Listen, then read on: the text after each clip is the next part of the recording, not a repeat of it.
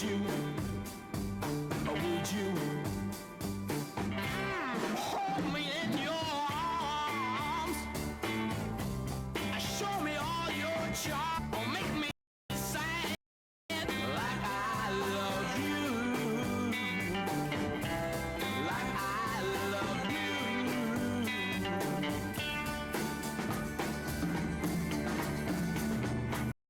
Hold me tight, love me all through the night, never ever let me go. Could you love me? I love you so. Every time I see you walking down my avenue, I say, hi, hi, hi, hi, hi. Are you all right? Just like you always do, but if I had you in my arms tonight, would you? While I whisper in your ear the sweet words you long to hear, could you love me? I love you like I love you. Hey.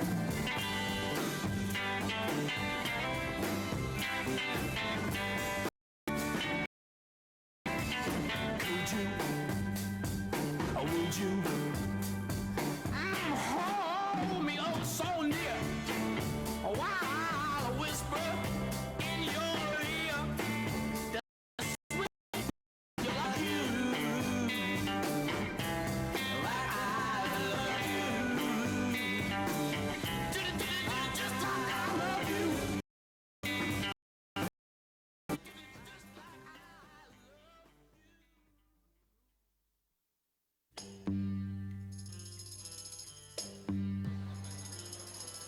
Ladies and gentlemen, the program will be starting shortly.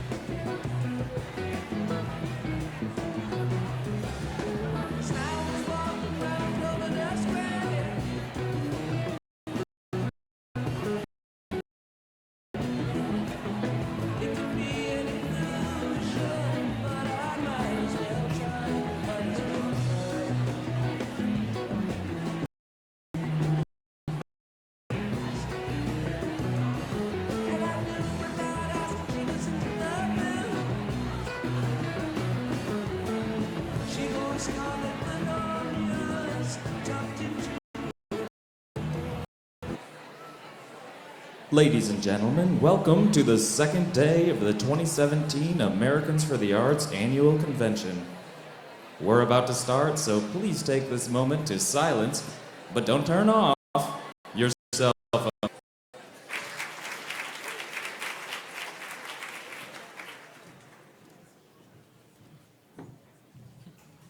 Good morning.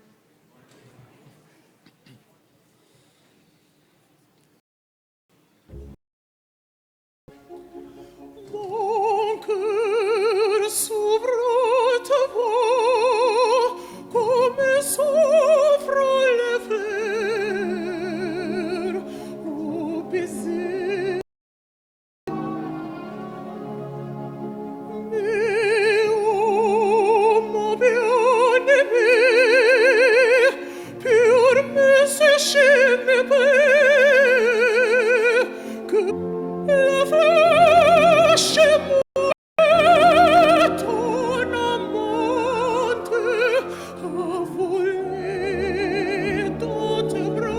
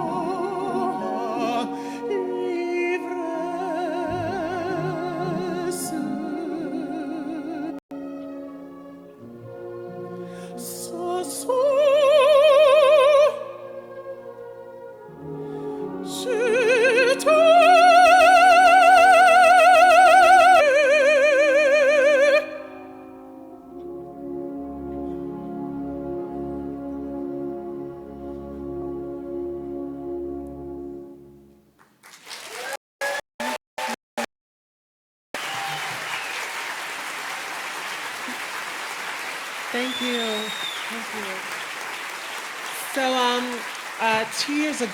3 years ago, I graduated with my master's from the San Francisco Conservatory in the opera department at the conservatory. It was the roughest 3 years of my life, but I got through it and had amazing teachers and staff that really pushed me really hard to or it's about the music, and that was my opera coach's priority. So the next piece I will be singing is O mio babino caro from the opera.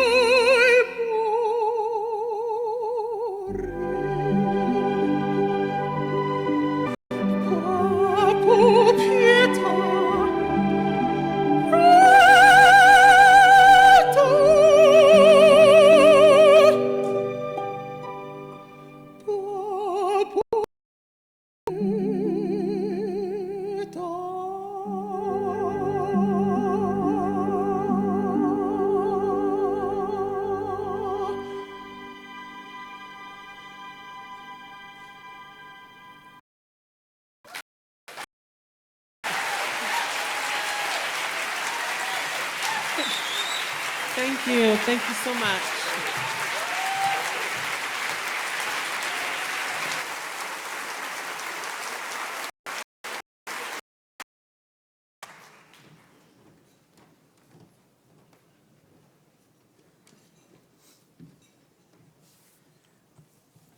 Thank you, Brianna, and what a beautiful performance. We wish you great fortune here, and thank you to San Francisco for the range of artists that we're seeing today, that we all experienced last night at the Exploratorium. Round of applause for the Exploratorium last night. Team, Tom DeCady and the whole team for what they've done with the artistic part alone of this conference. So I'm back this morning with you to introduce Randy Cohen for the Arts Vice Priority 5 study. And I can't tell you how excited I am that we are releasing this 5th edition of our Arts and Economic Prosperity. And I can tell you unequivocally that it is more relevant than ever. And why is that? Well, we often ask those legislators who we work with at the local, at the state, do anything you want. Louise Slaughter, for example, who chairs the Congressional Arts Caucus, our great congressional arts champion and co-chair of that caucus, we asked her and her co-chair those oversized posters, the big giant posters that we do with the arts and economic prosperity data, and it's usually just the top 3 facts that Randy will be revealing. That's from them. And I can tell you, those posters that we give them, they get used to the point that they are dog-eared. And we have to print new ones. We have to put new information out because of the demand all the time.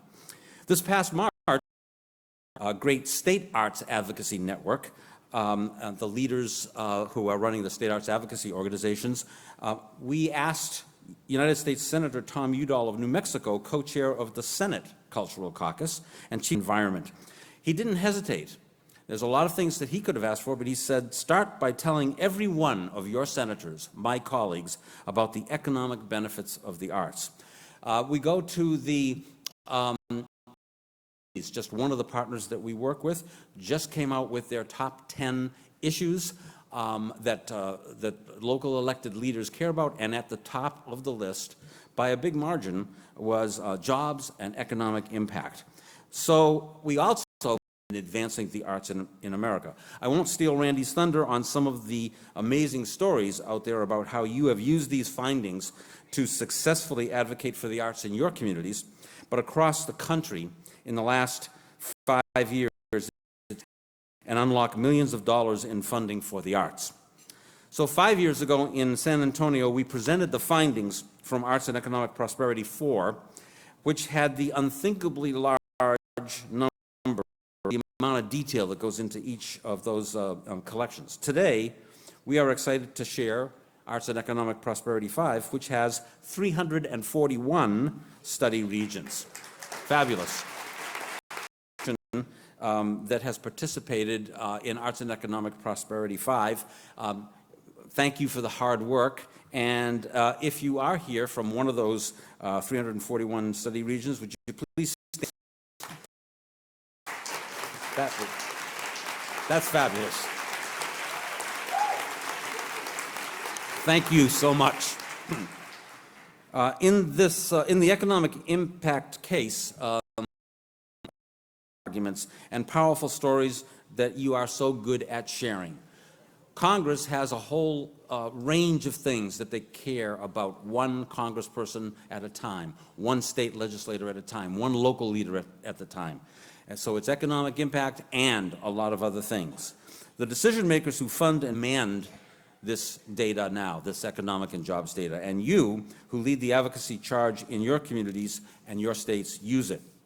And so finally, it is time to unveil the results, which means that it's time for me to introduce Randy Cohen, Americans for the Arts Vice President of Research and Policy. Randy just celebrated 25 years with Americans for the Arts. Randy? Iteration of AEP, the Arts and Economic Prosperity Studies, and has nurtured it to its current state. as the largest and most comprehensive study of its kind. So following Randy's presentation, we'll welcome the study's results, but also to go beyond the economic research to some of the other social impact arguments that we are learning more and more about each day. Impacts. So he may be coming to your town soon. He's on a plane, he's on a train almost every day. One of the hardest working people I know. Please join me in welcoming Randy Cohen. Ever. This is fabulous. 5 years ago, sitting at my desk in Washington, D.C., I got a phone call. Ring, ring. It was Jody Ulick, who at the time was running the Arts Council in Fort Worth, Texas. Now, just arts funding was down now 50%. Well, she said, we're trying to figure out what the messaging is. It's just, post-Great Recession. Here's the focus is on jobs and essential services. Now, Fort Worth was one of 182 communities that was part of Arts and Economic Prosperity 4, which Bob just mentioned.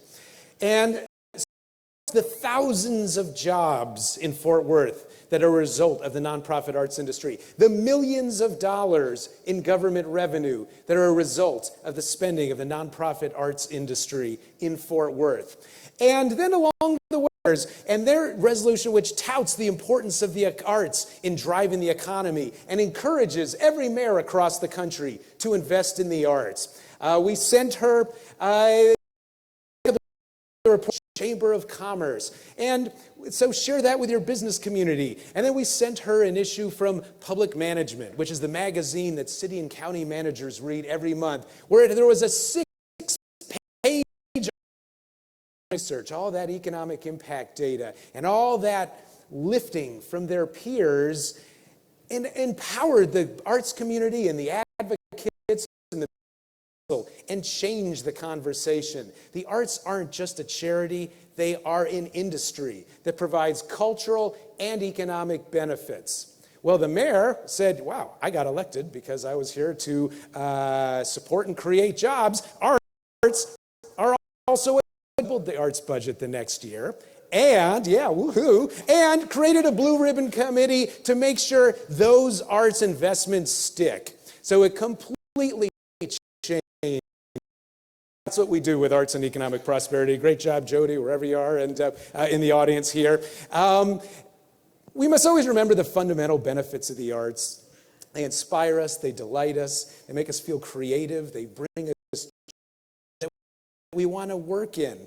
But I want to stipulate those benefits, and I want to challenge you to think about the arts differently as an industry, one that supports jobs, one that generates government revenue, one that drives commerce as well. And that's what we do with Arts and Economic Prosperity.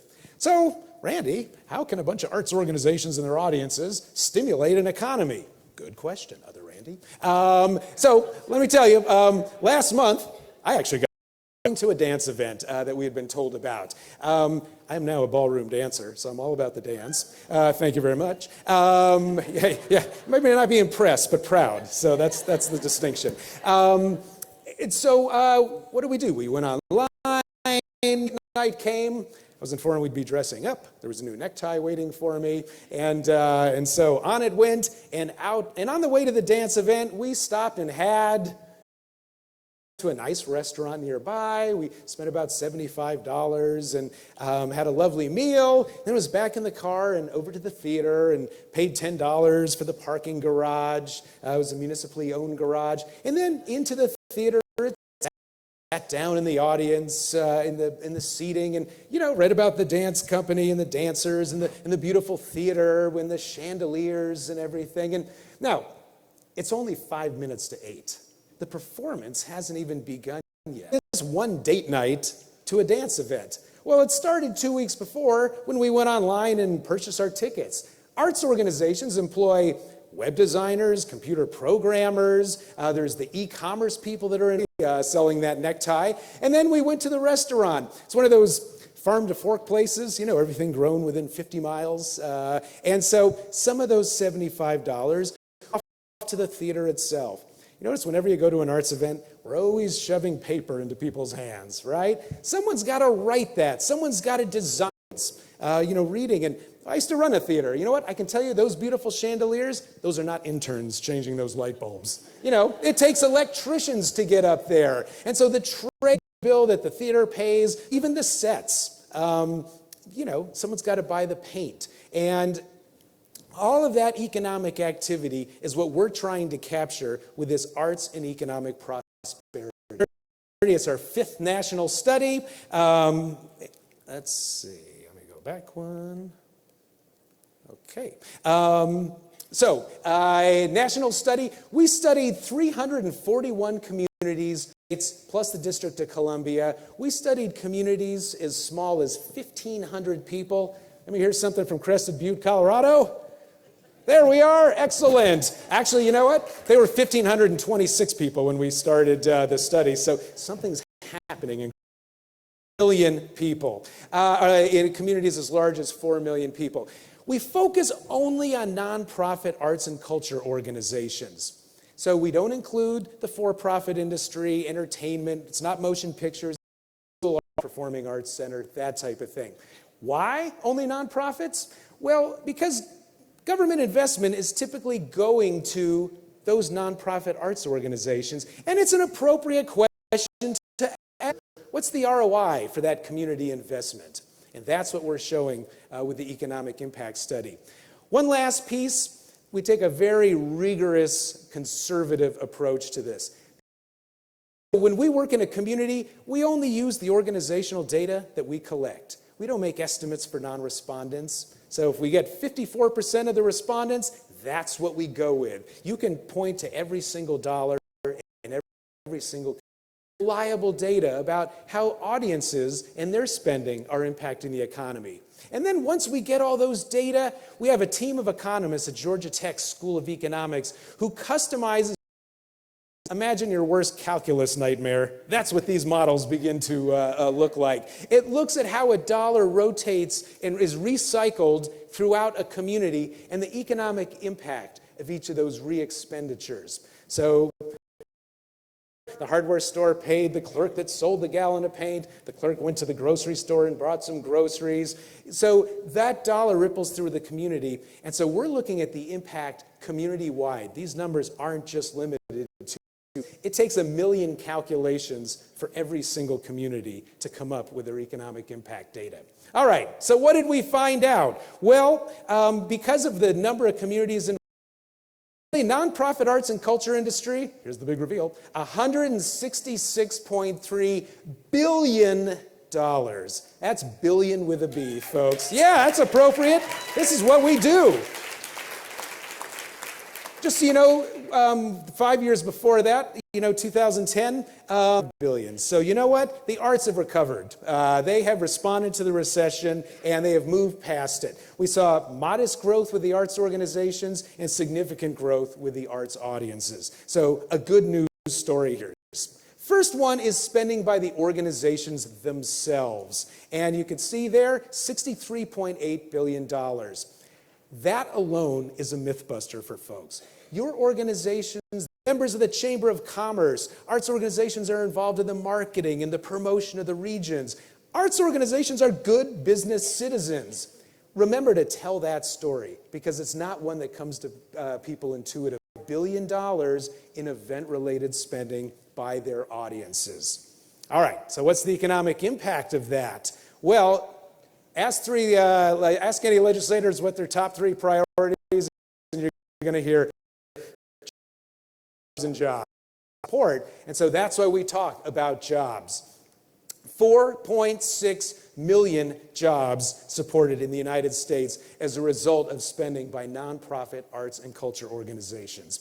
Even in a global economy, are overseas. And so that's a good news story as well. Remember that. When we go see the symphony, we're not going to be happy if it's the first violinist and 99 Macintosh computers. You don't get those technology, very locally based jobs. The arts, not just food for the soul, but putting food on the table for 4.6 million households in this country.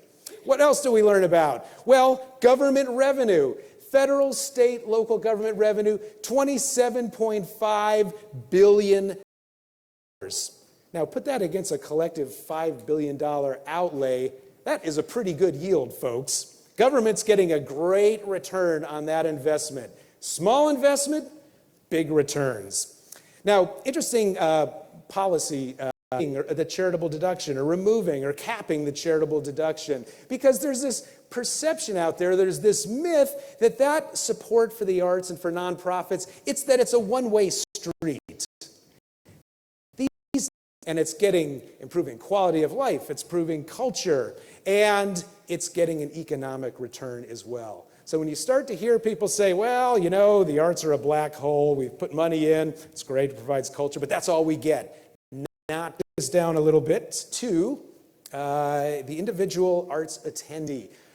We did 200, in partnership with all those folks who stood up, and thank you very much, 212,600, ridiculous oversample by any measure, huge data sets. The typical attendee spends $31.47 per person per event beyond the cost of admission. Food, well, there was my dinner, and then kind of at the 1 o'clock position, you know, local transportation, there was my $10 of parking, and, you know, at about the 5 o'clock position, you've got clothing, so that was my necktie in there, and so you might be looking at lodging, thinking, wow, can you still get a room? Remember, these are averages. Only a percentage of people have, a small percentage of people have an overnight expense. So the arts, like every industry, the organizations have an economic impact. You know, there's no surprise there. We're not hiding any secrets. In the office, anytime a dollar changes hands, there's a measurable economic impact. But few industries generate the kind of event-related spending that the arts do. And so that's the big story here. Now, you do 212,000. My favorite one, where we got some Wisconsin here, I know, it was a farmer who had $60 to pay somebody to milk his cows so we could go to the theater that night.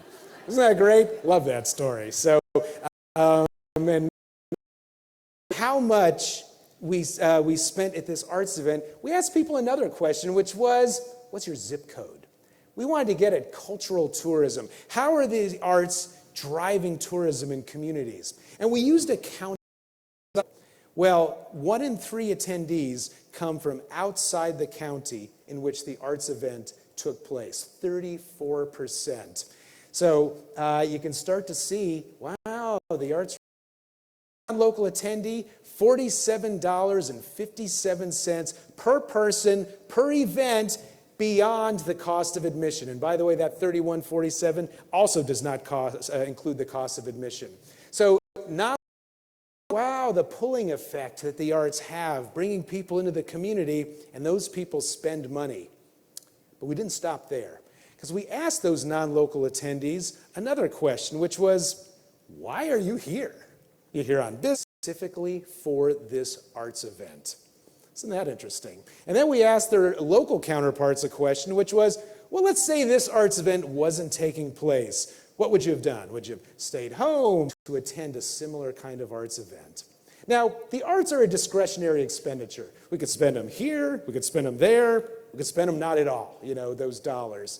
But what this study shows is that when we invest people to the community and those people spend money, not only that, we're keeping our neighbors and their hard-won discretionary dollars right here in town. That's why we say a vibrant arts community, good for local.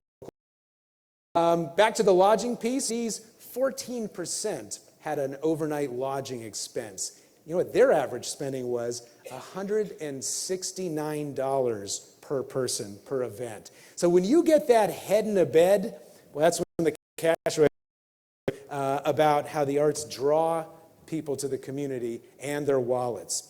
Now, you all have on your tables the pamphlet, and so the numbers, huge deal, right? Big issue, you know, big industry, a lot of jobs, a lot of government revenue, but flip to the back.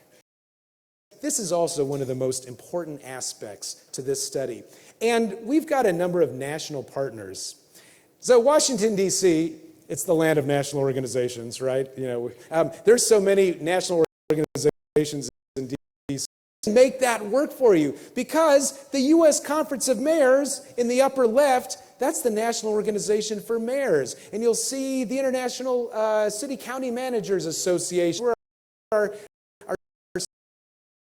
These organizations are partners on this study. On the business side, you'll see the Conference Board. That's where the Fortune 1000 companies go for business information in this country. You've got the tourism organizations, destinations, grant makers in the arts, all national partners on this study because A, they too believe that the arts have a fundamental role in building healthy communities, and B, they believe in the methodology, they're very confident about using this study. So when you go and talk to your funders, your decision makers, your community leaders, make sure you point out, the National Organization for Economic Development, or you know what? The public gets this as well, and that's something. Bob and I have been and the team been doing these studies now for over 20 years. This is something that I think we've really seen change. In a big national public opinion survey that we did last year, 87% of Americans improve quality of life,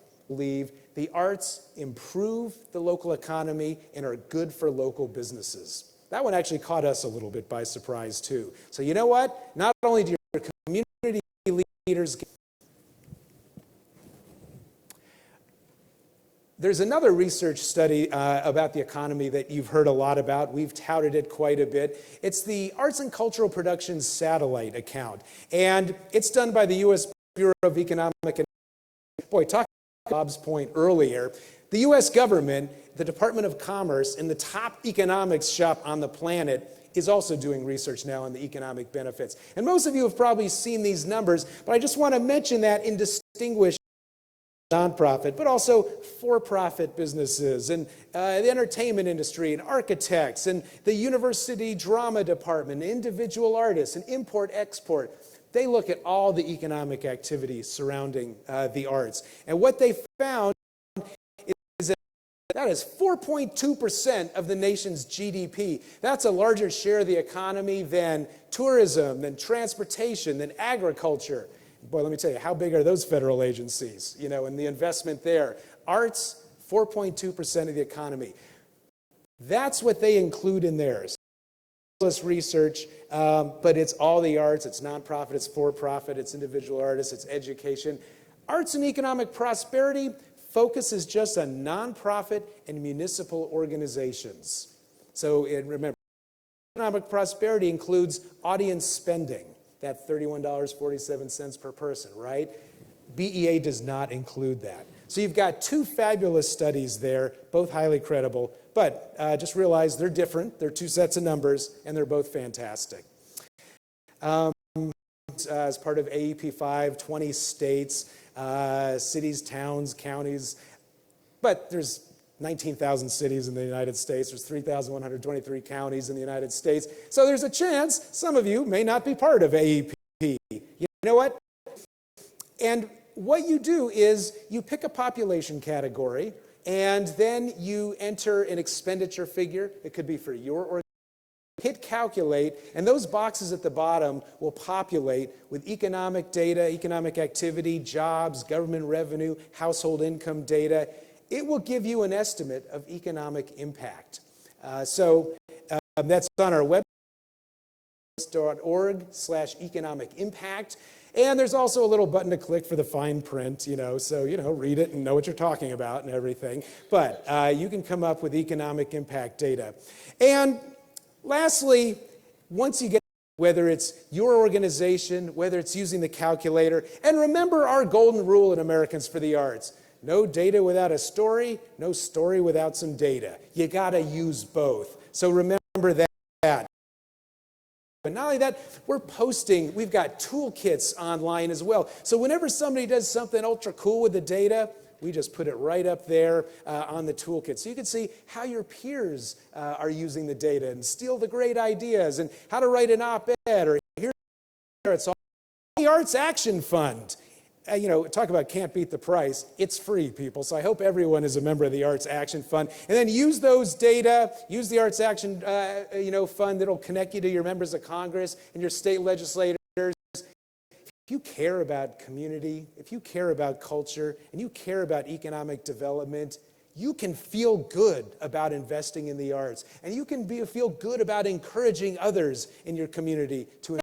Nationally, arts mean business. Thanks. Thank you.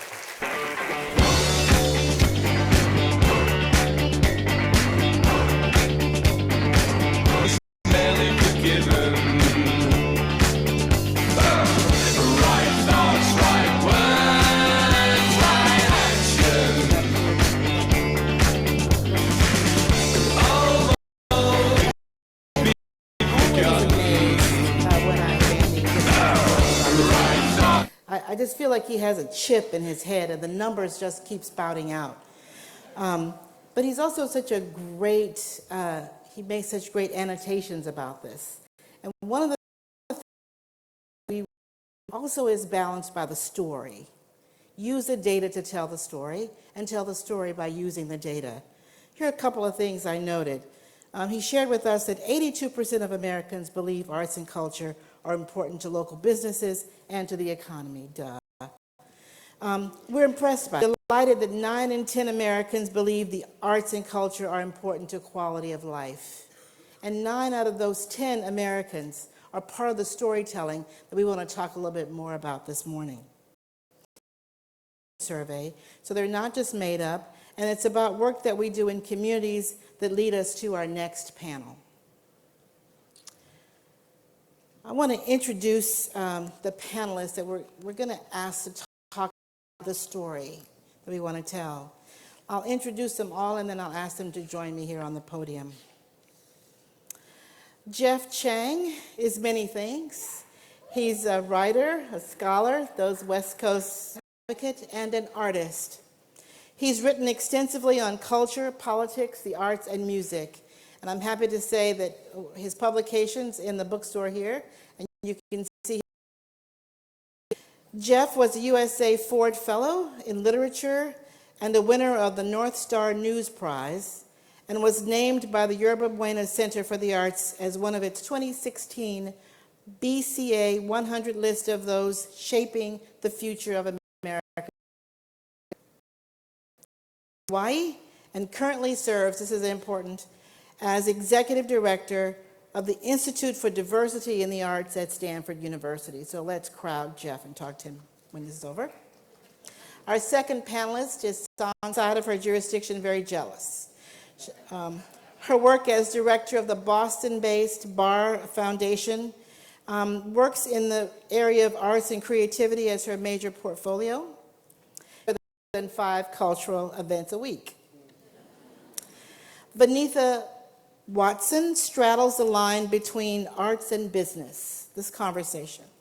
She's a founder and executive director of Music Accelerator. I hope she'll talk to us a little bit about that work.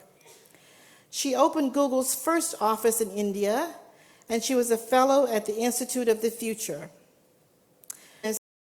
and in the arts to have a hand in shaping the future, something that's bigger than all of its parts. So I'd like to ask the panelists to join me on stage, please. Yeah, here we are.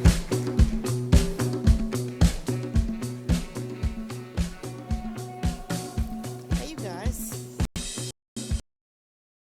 For Randy to come back and talk to us a little bit later about this, but let's just think for a minute about this important report that so many of our members and partners have participated in. Mm-hmm. We use this data in our work as both the idea of the value of the arts in community and economic development.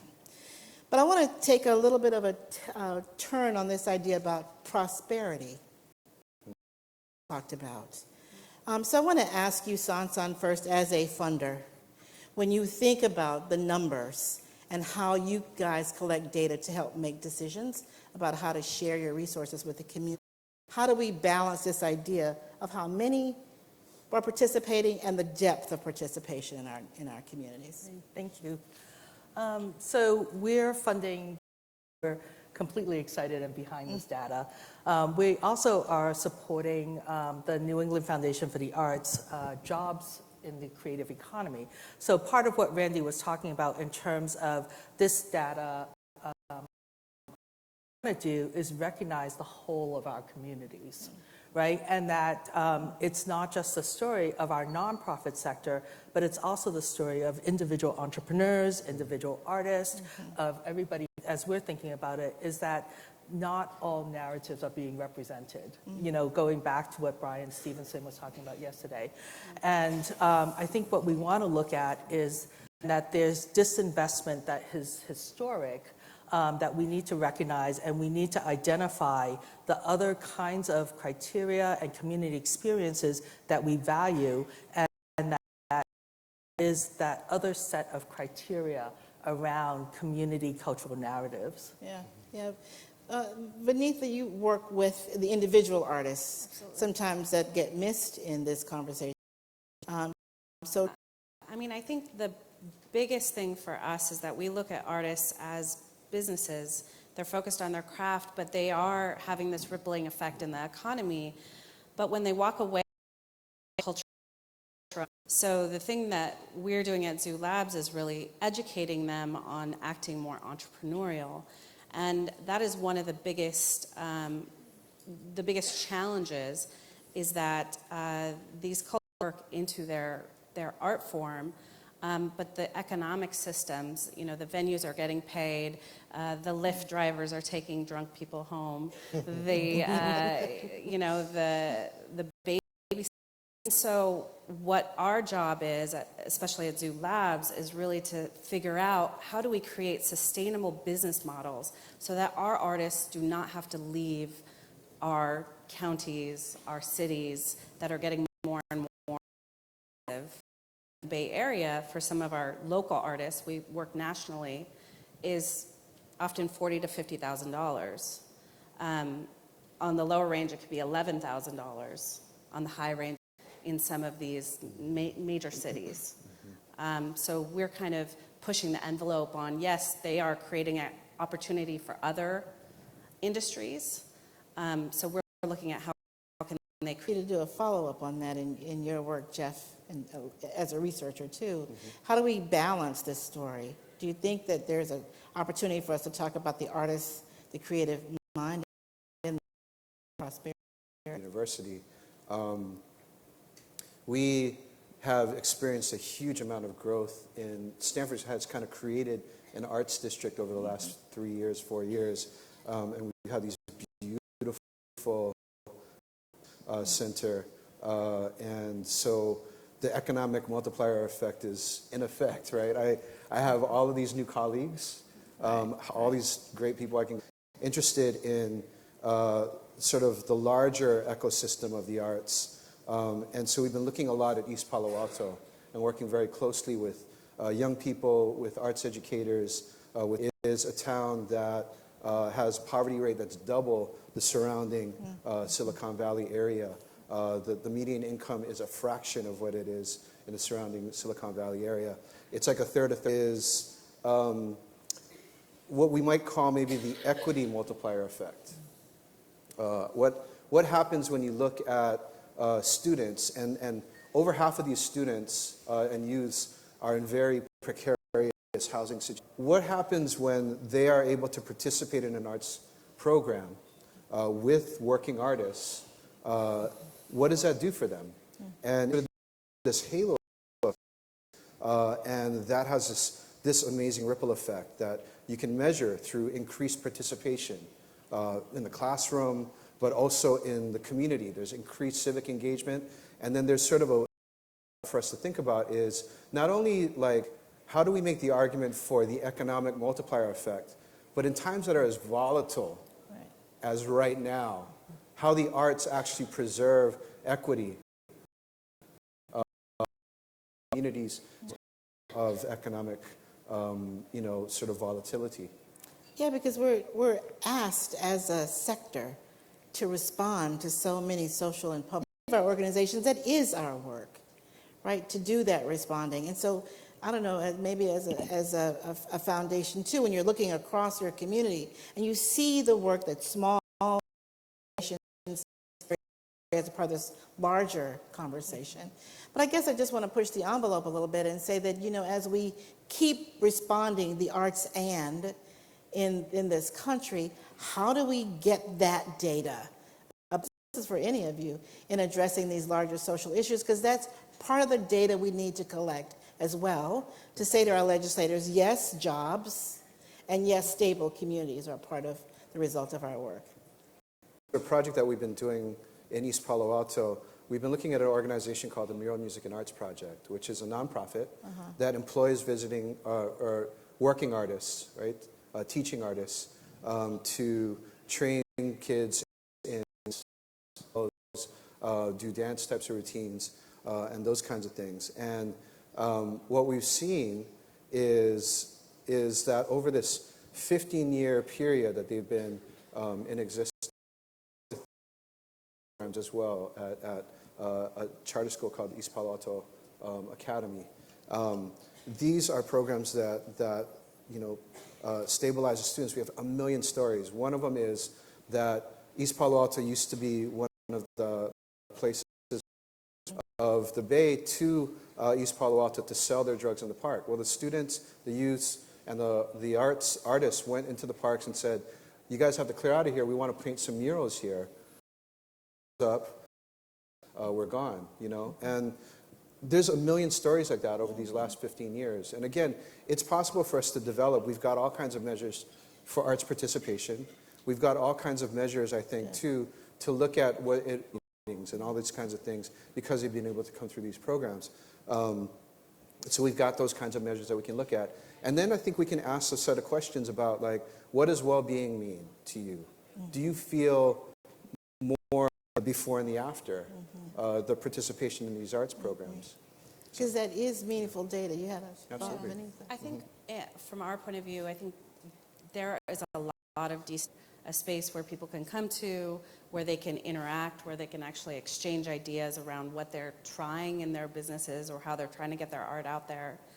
The second part for us is networks. It's technologists, arts people, business people who may never cross paths but live in similar areas. And then the third part for us, leaders who are actually trying to work in the areas of racial justice, education, healthcare, and then the fourth is distribution, trying to connect larger industries we need for the well-being of where our society is at. So kind of creating this ecosystem so that it can be connected on a more localized level nationwide. President, and would love to hear your thoughts about it, is just the idea of civic leadership that's homegrown. And how it comes back to communities. And so the artists who were grown there and come back. And so I think there's a piece of this which is about, you know, the youth that you're developing, the civic pride that happens from the cultural institutions that we support. Are people contributing back? He is sprinting. He's trying to show me up, but I'll get him later. But you know, this is our fifth go at this work of the U.S. So I don't think this is a challenging question, Randy, but I think we do want to talk more and maybe get some of your perspective on this data gathering. How do we broaden this, even more of this qualitative data, I don't know, to make sure that we are giving the message to our elected officials about not just the economic piece of this, but the value. We got to be able to talk about all of it. And Bob alluded to that earlier, that, you know, some economic is one of the most important issues, but you talk to another legislator, it might be a great arts advocate is facile in all of that. So, you know, we need to be able to tell all of those stories, be good listeners, hear what's going to be important to that person, and then connect the arts to those priorities. For some of these areas, there's a lot of great research. We've got, you know, education research, arts and healthcare research. You know, we're healing better when the arts are part of our healthcare. You know, and then there's other areas, quality of life and you know, how we define social impact. Still a challenge and create new research methods. So I believe you're absolutely right. We have to be able to talk about all of it. And we're, you know, really far along with some of the issues, and, you know, we got a long way to go with some of the other issues. We're going to questions. So quickly, I can't see. I'm sorry. And there are microphones at the front. Anybody have a question? If you do, just make it quick to the mic, and we'll get. Ernesto, and I'm from Salinas, California. I'm a market researcher. I was a market researcher for Univision for 12 years, and I'm just getting involved in the arts. Salinas, well, we're Steinbeck country, starting since November. What advice can you give a newcomer like me? That's definitely a Randy. Oh, well, I'd say if you've been working at Univision, it's excellent. You know, I guess I couldn't quite gauge where you were hoping to, you know, direct, you know, the next step, or you know, connect media arts to the community. So maybe they're investing $40 million in a new police department, and they just passed $100,000 for public art. So the difference is immense. Yeah. So it's kind of get them to engage like the arts. Well, you know, government officials, you can never go wrong with touting about jobs and what's happening in your community there. And if you look at the expenditure showed earlier, you can estimate the economic impact of what you're doing now, and then the benefit that will come with increased investment in the programming. And again, tell the whole story. Impact type of things. I mean, I grew up around here. It's great to be back to the Bay Area. But yeah, I know East Palo Alto. It's just ever since my childhood, you know, years ago, it's been a hugely challenged place. The best. I was going to say is one of the programs of the Mural Music and Arts Project was about to get initiated, and then it actually wasn't able to follow through because the police chief ended up going to work for the Obama administration. Very visionary. And, you know, anybody who knows anything about policing, GIS, you know, all these types of things, place maps, the technology and all that kind of stuff has been a big thing over the last 20, 25 years. So they knew what the hot spots were. Ideas that came out of this sort of intensive thinking, and this is again in a way in which artists rethink the ways that communities can be engaged. And this is a way that artists are community organizers there and put up the murals there. You would have an engagement where you'd have young people there in this spot. They would do something that would be right for that particular block or neighborhood, right? They go and interview neighbors. They talk to folks. They would be engaging with folks. Hotspots into hotspots. You know what I mean? Right. Yeah. And so that program never really got off the ground, but it was one of the really fantastic ideas that I think comes out of. Thank you for that question, and thank you very much. Sure. Thank you, Randy. Thank you to our panel. I just want to wrap this up by saying that those of us that work on the ground, both sides of the story is important. This data, the read about how we document and tell the story about the effect of what we do to our elected officials. So thank all of you for joining us this morning, and thank you to our great panel. Thank you, Randy. Thank you. Excellent. Nice to see you. Excellent.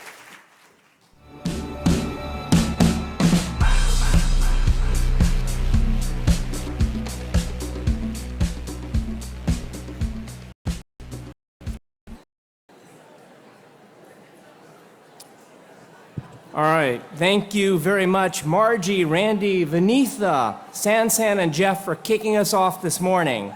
I'm Michael Spring, Director of the Miami-Dade County Department. Two brief housekeeping announcements before sending you out for the break. Now, I know you're probably not going to pay any attention to this, and right after these important announcements, you're going to look at your colleagues and say, what did he say? So I'm just going to give you Bob Lynch's mobile number. After the doors open, please enjoy a 45-minute networking break or simply continue to overcaffeinate. And this will give us a chance to reset the main ballroom, get ready for the conversation with House Democratic Leader Nancy Pelosi. That'll be fabulous. Now, please take all of your personal items with you when you leave the ballroom, or we will auction them off. We'll welcome you back at 11 a.m. You have stopped by the bookstore where Jeff Chang will be signing his latest book, We Gonna Be Alright. Let's get that book and find out exactly what the heck Jeff is talking about. And while you're out that way, take a look at the fantastic limited edition commemorative poster design declaring, I believe that art can change the face and heart of America. What a great gift. I'm thinking of taking up a collection and sending one to Donald Trump for next year's Flag Day. 11 a.m. sharp. Thanks.